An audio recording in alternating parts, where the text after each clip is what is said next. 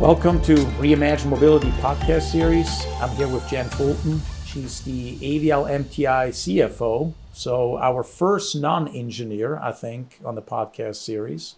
So Lucky welcome. me. Thanks for your time. Thank you. You've been in the automotive space a while back. Yep. You left and you came back. Yes. Why automotive? I love this industry. I love this company, so that is a big piece of it.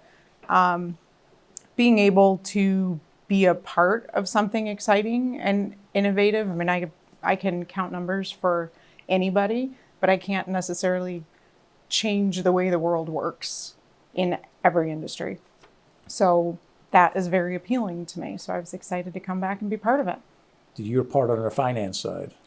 Yes. That's very good. Very good. So what kind of trends do you see in your space in finance, in mobility, that you may not have seen in the other industries that you've worked in? So maybe contrast that a little bit or give a perspective. Because I always ask as an engineer, right, what do you see in 5 years happening with simulation, with batteries, with engines, ADAS, autonomous? Never had, again, a finance person. So what do you see in 5 years? What's some of the trends you've seen over the last 5 years? And maybe what do you see in the future? Well, I mean, obviously, the last 5 years are odd, right? Because we've had COVID in there, so we've seen a shutdown. I'm a little concerned about what I see coming in the near term, just in general, from an economic standpoint. But those downturns, in some ways, are opportunities for our business. As the big three and other companies like those start to constrain what they're doing, it opens more opportunity for businesses like ours to hop in and help them. So sometimes the bad can be good in our space. And restraints also force innovation, right? Mm-hmm. You have to be more efficient. You have to be better at what you're doing. You have to provide new product, new technology. The world is always hungry for new technology at that point. So what we do, I think, is so special for what's going on right now in the economy. So 5 years from now, I don't exactly know where we'll be. We'll probably be doing things we haven't even thought of yet, which is, again, what's so exciting about our industry. We'll still need money. We will still need money. So we still need you to give us or to give of course, the engineering community always money. Need me. I think working capital is a big thing from a financial perspective. Sure. So we always have to be careful about how we're bringing money in, cash, from a cash perspective. Not being overly leveraged. We need to be financially strong. I think everything that just happened with Silicon Valley Bank has made a lot of customers and suppliers very nervous. We're going to have that to overcome, but it will remain important that we are financially strong so that our customers and our suppliers rely on us. And that's where I come in, making sure that we're doing those things.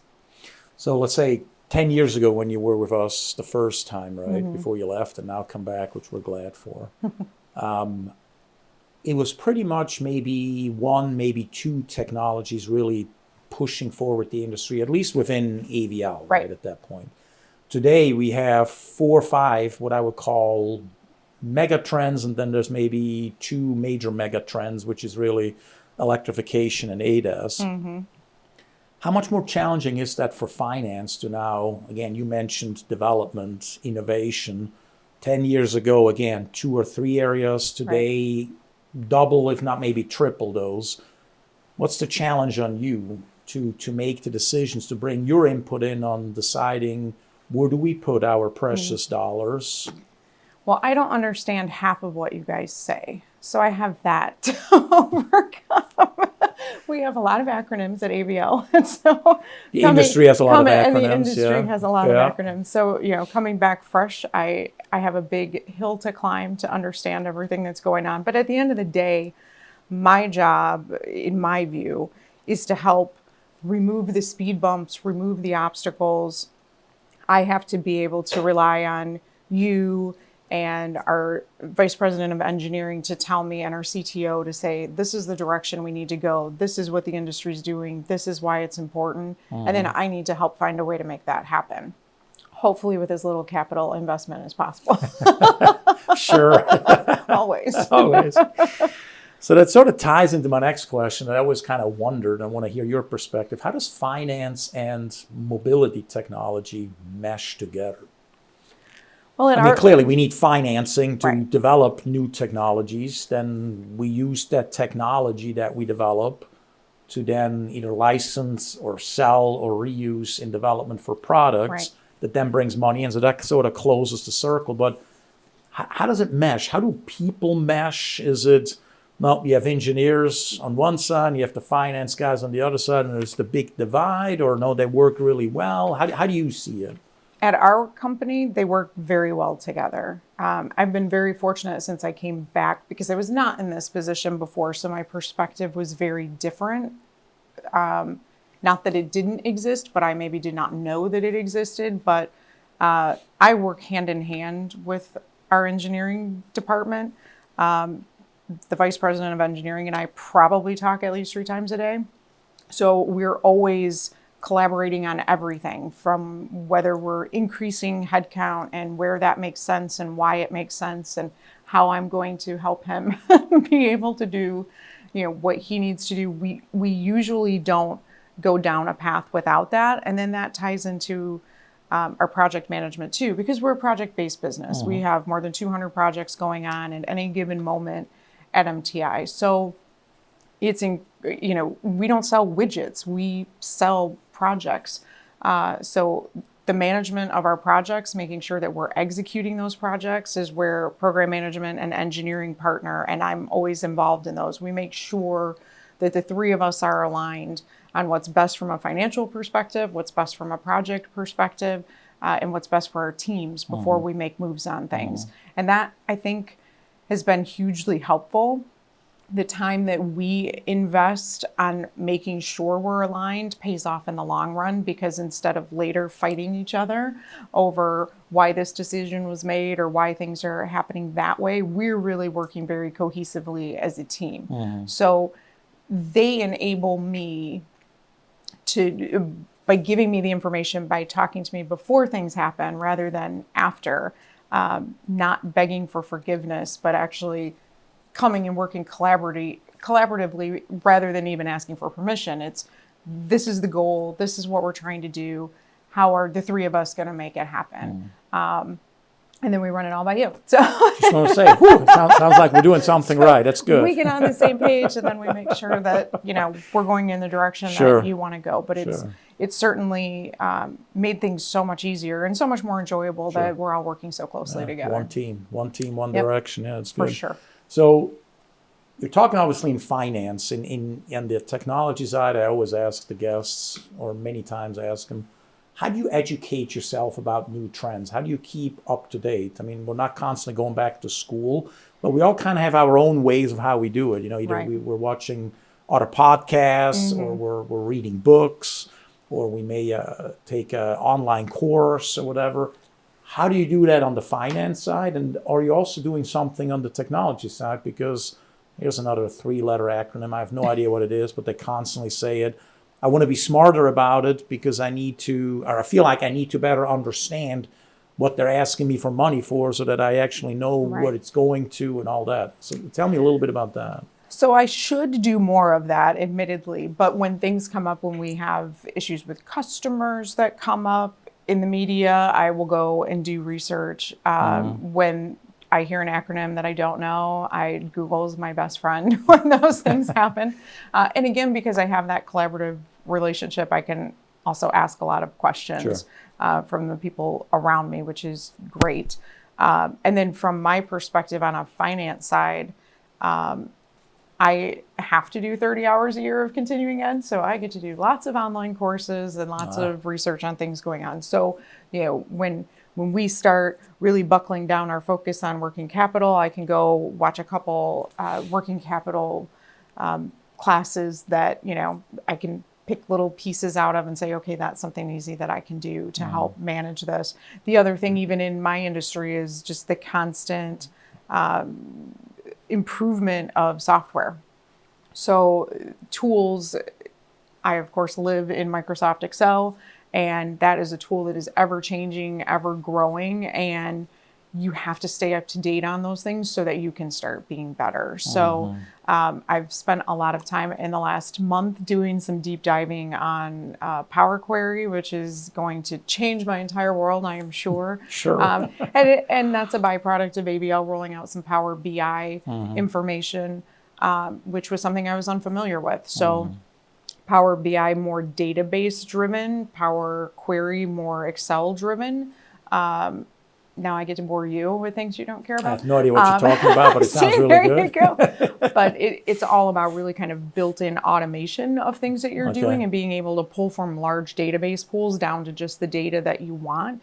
And so for my department, if we can get to a space where we are doing something once and basically creating macros in the system to do it repetitively, then the things that only take an hour a week become only 5 minutes a week. And then we can gain those efficiencies and spend our time doing things that are more valuable. Okay. I think you just nerded out a little bit did, on the finance side. It's awesome. So maybe next question then is, and not AVL specific, but industry specific as it relates to you. If there could be one or two things that you wish you could change, things as foreign exchange stable for 6 months instead of up and down, customers paying on time, the same terms and conditions. I don't know, from a finance side, what would it be? What would some of these be? Again, independent of ABL, just generally in your profession. So first and foremost, I think one big thing that's difficult is we don't really have like a credit report for like you do for an individual, right? So you know, there's Dun & Bradstreet is a big resource, which is great. But it's not the same as, you know, I run a credit report on you. You can't hide from your social security number, right? But we don't really have that in the industry. So that makes it hard in these times because things are changing fast. People go from being completely fine to not being fine. And unless it's reported through D&B, you don't necessarily see it. So it makes it challenging, especially in our industry where you're trying to support startups, you're trying to move with slightly riskier, innovative companies, which is something we absolutely need to do, but at the same time, we need to protect against risk. So it's really important that we're working together from finance to the sales side to make sure that we're using our contracts to protect us so that we can do some things that are a little bit riskier without risking our financial stability. So to me, that would probably be first and foremost. Absolutely, not necessarily ABL specific, but people that work on a global level, the exchange rate has been a huge factor in the last year and a half. So certainly if I could wave a magic wand and say it's going to be this rate and that's where it's going to stay and I'm going to know what's going on with that, that would be good. And right now, I think banking feels a little unstable. I don't know that it is as unstable as it feels like right in this moment because it's fresh, but certainly a little more confidence in that area would be nice too. You know, it is our industry here is difficult. Payment terms are difficult, so you know, we in turn have to make payment terms difficult for our suppliers. But I think industry-wide, if we could all sort of recognize that we cannot take on all the risk for some of the bigger guys, and that you know, we need to all make sure that we're covered and that we're doing the right things. That would be great for us. Okay. And great for our industry. Sure. Good. Final question. Challenging you a little bit on that one. why should someone choose finance over engineering? And you can't say they should go into engineering. That's not going to count. I know we're a heavy technology-based company, but finance is as important. Well, I guess, there's the old saying that you need chiefs and you need Indians, and you can't have more of one than the other. It's the same. Some people they think that way, and are able to do the engineering side of it. For me, the numbers are where it's at for me.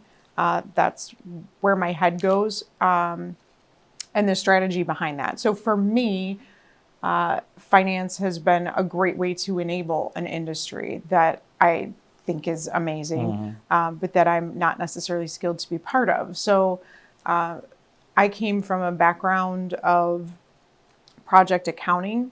So this industry ended up being perfect for me. Project accounting becomes a little niche in that not everyone knows how to do it. Not every company needs it.